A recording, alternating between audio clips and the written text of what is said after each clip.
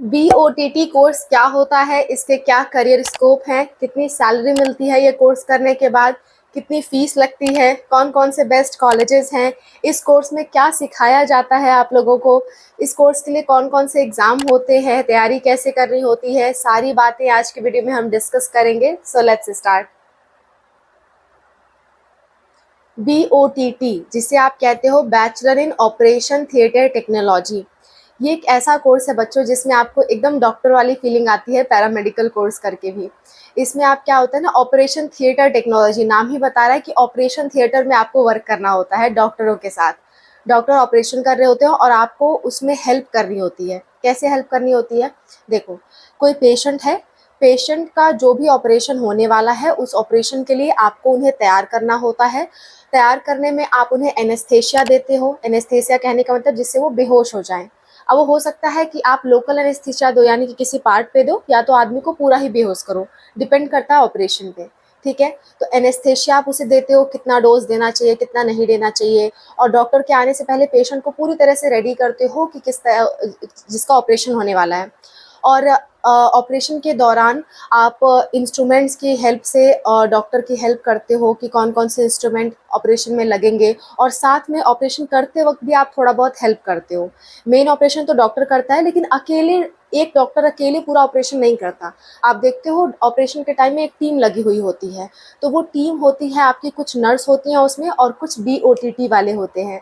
तो operation theatre technologist का यही सब काम होता है। प्लस जो ऑपरेशन हो गया उसके बाद भी पेशेंट की हालत कैसी है, पेशेंट की हालत ठीक है कि नहीं ठीक है, उसकी BP नॉर्मल है कि नहीं है, उसका ब्लड नॉर्मल चल रहा है कि नहीं चल रहा है, दिल की धड़कनें प्रॉपर चल रही है कि नहीं चल रही है, ये सब देखने का काम होता है आपके bachelor in operation theatre technologist का। ठीक है, तो ये एक बहुत ही इंटरेस्टिंग कोर्स है। अगर आप डॉक्टर बनने में इंटरेस्टेड रखते हो और डॉक्टर नहीं बन पाए, तो इसमें आपको डॉक्टर की तरह ही फीलिंग आती है। फील की बात कर रही हूँ, इंटरेस्ट आपको वैसा ही आएगा। ठीक है, पेशेंट्स के साथ ही आपको डील करना होता है। ओके, इस कोर्स को करने के लिए इस कोर्स के 2-3 और नामों से भी जाना जाता है, और मैं उसमें से बता देती हूँ उसमें से कौन सा बेस्ट है। देखो, एक तो हो गया bachelor in operation theatre technology, next आपका होता है bachelor in operation theatre management, फिर होता है आपका bachelor in operation theatre technology and anaesthesia technology, फिर तीसरा कोर्स होता है बैचलर इन सर्जिकल टेक्नोलॉजी। तो सबसे अच्छा ये सर्जिकल टेक्नोलॉजी वाला होता है, अगर आप सर्जरी में इंटरेस्ट रखते हो तो। और अगर सर्जरी में इंटरेस्ट नहीं रखते हो, सिर्फ हेल्प करना चाहते हो, तो BOTT एंड एनेस्थीसिया टेक्नोलॉजी पे जाओ, उसके ज़्यादा करियर स्कोप आपको मिलेंगे। सिवाय BOTT करने की जगह आप BOTT प्लस एनेस्थीसिया टेक्नोलॉजी करो। ये कोर्स अब नया ऐड कर दिया गया है और इससे काफ़ी बेनिफिट होता है।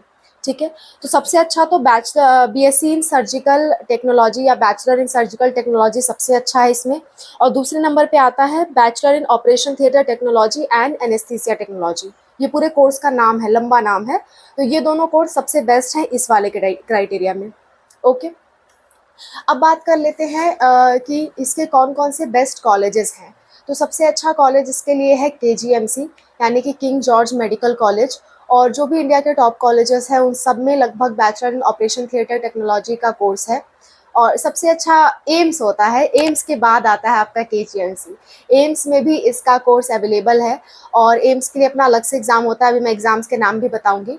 तो सबसे अच्छा आपका है एम्स। एम्स के कई जगह पे ये कोर्स अवेलेबल है। दूसरे नंबर पे आपका आता है KGMC। उसके बाद है आपका Pandit Bhagat Dayal Sharma post graduate institute. ठीक है, और आपका गुरु गोविंद सिंह मेडिकल कॉलेज है, आर्यभट्ट नॉलेज यूनिवर्सिटी है, और अटल बिहारी वाजपेयी मेडिकल यूनिवर्सिटी है जो कि अपना खुद का एग्ज़ाम कराती है, CPET। ठीक है, GMCH चंडीगढ़ है, प्राइवेट कॉलेजेस हैं कुछ इसमें। ठीक है, तो ये सारे आपके अच्छे कॉलेजेस हैं, आपके bachelor in operation theatre technology का कोर्स कराते हैं। तो ये सारे कुछ बेस्ट कॉलेजेस मैंने आपको बता दिए। एलिजिबिलिटी इसके लिए होनी चाहिए कि आपका 12th में फिजिक्स केमिस्ट्री बायोलॉजी होना ही चाहिए। ठीक है, फिजिक्स केमिस्ट्री बायोलॉजी नहीं है तो आप इस कोर्स के लिए एलिजिबल नहीं हो। ओके, और अलग अलग एग्ज़ाम के लिए अलग अलग परसेंटेज की ज़रूरत होती है। एग्ज़ाम कौन कौन से हैं? सबसे पहला और सबसे बेस्ट इसके लिए एग्ज़ाम है एम्स पैरामेडिकल। एम्स पैरामेडिकल की पूरी जानकारी मैंने इस वाली वीडियो में बता रखी है कि कितने कोर्स होते हैं पैरामेडिकल में, कितनी सीट होती हैं, BOTT की कितनी सीट्स हैं, सब कुछ मैंने इस वाली वीडियो में बता दिया है। वीडियो का लिंक मैं लास्ट में आपको दे दूँगी। ठीक है, तो उस वीडियो को आप जाके ज़रूर देखो। ऑपरेशन थिएटर टेक्नोलॉजी में बैचलर करना है तो सबसे बेस्ट आपके लिए एम्स है। एम्स से अच्छा कुछ भी नहीं है, ठीक है। एम्स में बाई चांस नहीं निकलता है क्योंकि कंपटीशन उसमें थोड़ा ज़्यादा है। और हाँ, इसे लड़कियां और लड़के दोनों कर सकते हैं, तो इसके लिए आप कन्फ्यूजन में मत रहना। दोनों लड़के और लड़कियां कर सकते हैं, चाहे वो जो भी कॉलेज हो, सब में एलिजिबल है वो लोग, ठीक है। तो पहला एग्ज़ाम तो आपका एम्स हो गया। दूसरा एग्ज़ाम इसके लिए सबसे अच्छा एग्ज़ाम है सीपेट। लेकिन ये एग्ज़ाम से गवर्नमेंट कॉलेज सिर्फ और सिर्फ यूपी के बच्चों को मिलता है और बाहर के बच्चों को प्राइवेट कॉलेज मिलता है। तो यूपी वालों के लिए सीपेट एग्ज़ाम बेस्ट है। बाकी स्टेट के स्टूडेंट अपने स्टेट का पैरामेडिकल एग्ज़ाम दे सकते हैं, जैसे बिहार के बच्चे BCE एग्ज़ाम दे सकते हैं, ओके। तो आप इस तरह से दे सकते हो। और सीपेट एग्ज़ाम के थ्रू भी जो मैंने बताया ना, bachelor in operation theatre technology and anaesthesia technology, जो अच्छा वाला न्यू वर्जन वाला कोर्स है, वो भी सीपेट में इंक्लूड कर दिया गया है। तो आप उसके थ्रू वो चूज़ कर सकते हो, वो बेस्ट रहेगा आपके लिए। सीपेट की पूरी जानकारी मैंने इस वीडियो में दे दी है और सीपेट के अंदर जितने भी कोर्सेज हैं वो मैंने इस वीडियो में बता दिया है। दोनों वीडियो का लिंक मैं लास्ट में अटैच कर दूँगी, ठीक है। नेक्स्ट बात कर लेते हैं इसके एग्ज़ाम की, तो वो है CUET का एग्ज़ाम। CUET के थ्रू भी आप BOTT का कोर्स कर सकते हो। नेक्स्ट आपका है नीट। प्राइवेट कॉलेजेस नीट के स्कोर को भी एक्सेप्ट करते हैं। अगर आपको प्राइवेट कॉलेज में एडमिशन लेना है तो आप नीट के स्कोर के बेसिस पे भी ले सकते हो, ओके।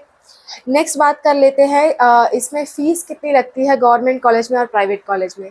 गवर्नमेंट कॉलेज में फ़ीस आपकी 25,000 से 50,000 तक लगती है 1 साल की। टोटल ये 4 साल का कोर्स होता है, जिसमें 3 साल का मेन कोर्स होता है और 1 साल की इंटर्नशिप होती है। कॉलेज टू कॉलेज वाइज थोड़ा बहुत वैरी कर सकता है, किसी में 3.5 साल का कोर्स होगा और 6 महीने की इंटर्नशिप होगी। मतलब टोटल 4 साल का कोर्स आपका होता है। उसमें इंटर्नशिप की मंथ्स जो है वो थोड़ा बहुत अलग हो सकते हैं depending on institute, okay. Total 4 साल का आपका कोर्स होता है। 1 साल की फ़ीस 25 से 50,000 तक हो सकती है। अलग अलग गवर्नमेंट कॉलेजेस की थोड़ी बहुत अलग अलग होती है। और अगर आप प्राइवेट कॉलेज ज्वाइन कर रहे हो तो कम से कम 80,000 रुपये लगेगा 1 साल का, और ज़्यादा से ज़्यादा 1,20,000 तक जा सकती है आपकी फ़ीस, ओके। तो 80,000 से 1,20,000 तक होगा 1 साल की फ़ीस मैं बता रही हूँ, ओके। और बात करें अगर सैलरी की, तो स्टार्टिंग सैलरी आपकी 20 से 25,000 तक हो सकती है और जैसे जैसे आप प्रोफेशनल बनते जाते हो वैसे वैसे सैलरी इंक्रीज़ करती जाती है। अगर आपने एम से यही कोर्स कर रखा है तो आपकी स्टार्टिंग सैलरी 50,000 तक भी हो सकती है, अगर आपको गवर्नमेंट हॉस्पिटल में आपकी जॉब लग जाए तो। हर एम्स का अपना खुद का गवर्नमेंट हॉस्पिटल भी होता है, तो एम्स वाले बच्चों के चांसेस भी ज़्यादा होते हैं हॉस्पिटल्स में काम करने के, और आसानी से वो अच्छा खासा कमा लेते हैं। तो कोशिश करो कि एम्स में आपका हो सके, ठीक है। तो ये सारी कुछ बातें थी bachelor in operation theatre technology से रिलेटेड।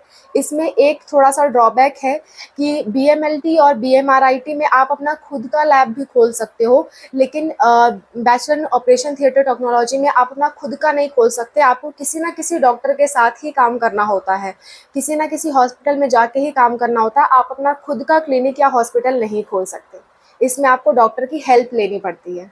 लेकिन कुछ अदर पैरामेडिकल कोर्सेज़ हैं जिसमें आप अपना खुद का ओपन कर सकते हो, जैसे कि BMLT, BMRIT।